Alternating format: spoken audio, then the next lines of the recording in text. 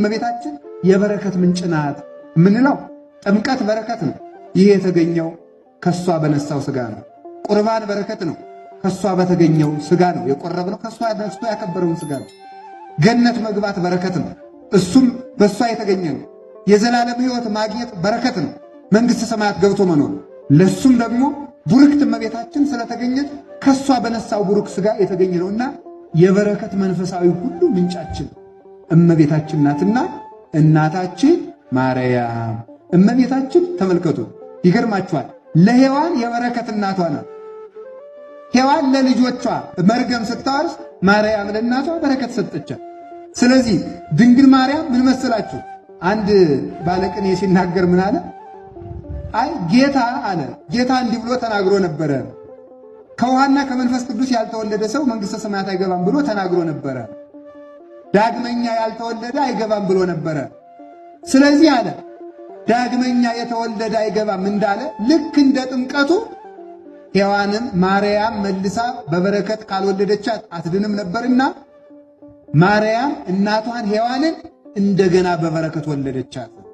ስለዚህ አብርሃም፣ ይስሐቅ፣ ያዕቆብ የድንግል ማርያም አባቶች ሲሆኑ ድንግል ማርያም ግን አብርሃም፣ ይስሐቅ፣ ያዕቆብን መልሳ በበረከት ወለደቻቸው። እንዴት ትሉኝ እንደሆነ አብርሃም እያለቀሰለት የሞተለትን ርስት ሳያገኝ የሞተው ያዕቆብን ይስሐቅ እንዲህ ብሎ ባርኮት ነበረ። እምነጠሉ ለሰማይ ወምነስፋ ለምድር ጥቀ ጥንቁቀ ተመልከቱ ይኩን በረከተከ ጥቀ ጥንቁቀ ተመልከቱ ከመጼና ገዳም ዘባረኮ ለእግዚአብሔር ተመልከቱ ዘባረኮ እግዚአብሔር ጥቀ ጥንቁቀ ተመልከቱ ጤና ማዕዛሁ ለወልዴ የልጄ ሽታ እግዚአብሔር እንደባረከው እርሻ ሽታ ያለ ነው። ከሰማይ ጠል ከምድር ስፋት የልጄ ያዕቆብ በረከት ይሁን ብሎ ሰጥቶት ነበረ። ይስሐቅ ነው የመረቀው። ያ በረከት ወዴት አለ? አባታችን ያዕቆብ እንደሆነ ብትሰሙት ወደ ፈርዖን በወረደ ጊዜ አንተ ሽማግሌ ዕድሜ ስንት ነው ቢለው መዋዕሌሰ ምዕቱ ወእስራ ዕድሜስ 120 ነበረ። ወማንቱ ሀልቃ በእንባዚ እነሱም በልቅሶ ያለቁ ናቸው። ወእኩያተ ኮናኒ እነዚህ ዕድሜዎችም ክፉ ሆኖብኝ በንባና በልቅሶ በስደት ጨረስኳቸው አለ። ታዲያ እንደዚህ ከሆነ የእግዚአብሔር ቃሉ አይታጠፍምና እግዚአብሔር ለያዕቆብ የገባለት በረከት የተገኘ ትሉኝ እንደሆነ የያዕቆብ ውበቱ የተባለችው እናታችን ቅድስት ድንግል ማርያም ናት። ቅዱስ ዳዊትን ብትሰሙት እንዲህ ይላል፣ ወሐሬነ ሎቱ ለርስቱ ስኖ ዘያዕቆብ ዘአፍቀረ። ወሐሬነ ሎቱ ለርስቱ ስኖ ለያዕቆብ ዘአፍቀረ። የያዕቆብን ውበት የወደደ እግዚአብሔር ለርስቱ መረጠን ይላል። ቅዱስ ዳዊትን ሌላ ጊዜ ብትጠይቁት ነግዶ ፈላሲ አነ ከመ ኩሉ አበውየ ይላል። እንደ ሌሎቹ አባቶቼ ሁሉ ስደተኛ ነኝ ይላል። ስደተኛ ነኝ ካለ በኋላ የያዕቆብን ውበት የወደደ ለርስቱ መረጠና አለ። ያቺ የያዕቆብ ውበት ምንድናት ብለን ደግሞ ቅዱስ ያሬድን የጠየቅነው እንደሆነ ወስኑሰ ለያዕቆብ ይእቲ ሥጋ እንተነሳ መድን። ያቺ የያዕቆብ ውበቱ ለርስት ያስመረጠችን አለ። ለስደት የተዳረግነውን ሰዎች ስደተኞች የነበርነው ለዚያውም የነፍስ ስደተኞች። ስደት ይላችሁ ስደት መሰላችሁ እንዴ? የሥጋ ስደትስ ወይ ተመልሶ ወይ ዘመን አብቅቶ ወይ ዘመን ተስተካክሎ ወይ ያጣ አግኝቶ ወይ ሙቶ ይገላገሉታል። የሲኦል ርስት እኮ በዚህ ዘመን እገላገላለሁ የማይሉት ነው።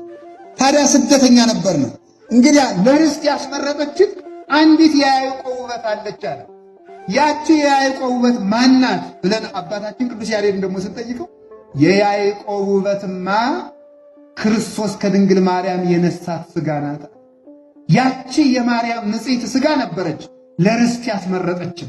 ስለዚህ እመቤታችን ለርስት የተመረጥንባት የቃል ኪዳኒቱ ምድር ነበረች። እግዚአብሔር ለአብርሃም የማለለት እኮ ከነዓን አይደለችም። እግዚአብሔር እኮ ለይስሐቅ ለያዕቆብ የማለላቸው ከነዓን አይደለችም። እሷንማ ዛሬ አሕዛብ ተቀራልተዋት የለምን? ያቺ የቃል ኪዳን ምድርማ ክርስቶስን ሰቅላ እርግማኑ ላይሌነ ተመልከቱ ወላይለ ውሉድነ ተመልከቱ በራሳችን በልጆቻችን በልጆቻችን ላይ ይደር ብለው አይሁድ ተናግረዋል። መርገሙ በላያችን ላይ ይደር ብለው ራሳቸውን ረግመዋል። ታዲያ እግዚአብሔር ለአብርሃም የማለለት ለይስሐቅም የማለለት ለያዕቆብ የማለለት ትውልዱን ለርስት ያስመረጠችው አብርሃም በዘሩ የተባረከባት ንጽሕት ዘር እናታችን ቅድስት ድንግል ማርያም ናት። እሷን ከመርገም ለይቶ ንጹሕ ዘር አትርፎ የሰው ዘርን ሁሉ በአንዲቱ ዘር የዋጀ ሕያው መድኃኔዓለም እግዚአብሔር ስሙ የተመሰገነ ይሁን። ስለዚህ እመቤታችን ለበረከት የተመረጥንባት የበረከት እናታችን ለአባቶቿ እናት የሆነች ልጅ። በገጠር እናቶቻችን ምን ይላሉ? ልጆቻቸው ሰርተው ከድህነት ሲታደጓቸው በረሃብ ዘመን ልጃቸው እንጀራ ዞላቸው ሲያመጣላቸው የወለዱት ይወልዳል ይላል። እስኪ በሉ የወለዱት ምን ይላል? ይወልዳል። ክርስቶስ የዳዊት ልጅ አይደለም ነው በሉ እንጂ ክርስቶስ የአብርሃም ልጅ አይደለም? ስለዚህ አብርሃም ዳዊትን ወለደ፣ አብርሃም ክርስቶስን ወለደ፣ ዳዊት ክርስቶስን ወለደ። ክርስቶስ አብርሃምና ዳዊትን ከጥምቀት ወለዳቸው ማለት ነው። ከገቦ ማኅፀን ወለዳቸው። የወለዱት ይወልዳል። ጠቢብ ልጅ ቢወልዱ አባቱን በገነት ያሳርፈዋል። ጠቢብ ልጅ እናቱን ያሳርፋል። ሰነፍ ልጅ ደግሞ እናቱን እንዳሳዘነ ይኖራል ይላል። እንዳሳዘነ ይኖራል።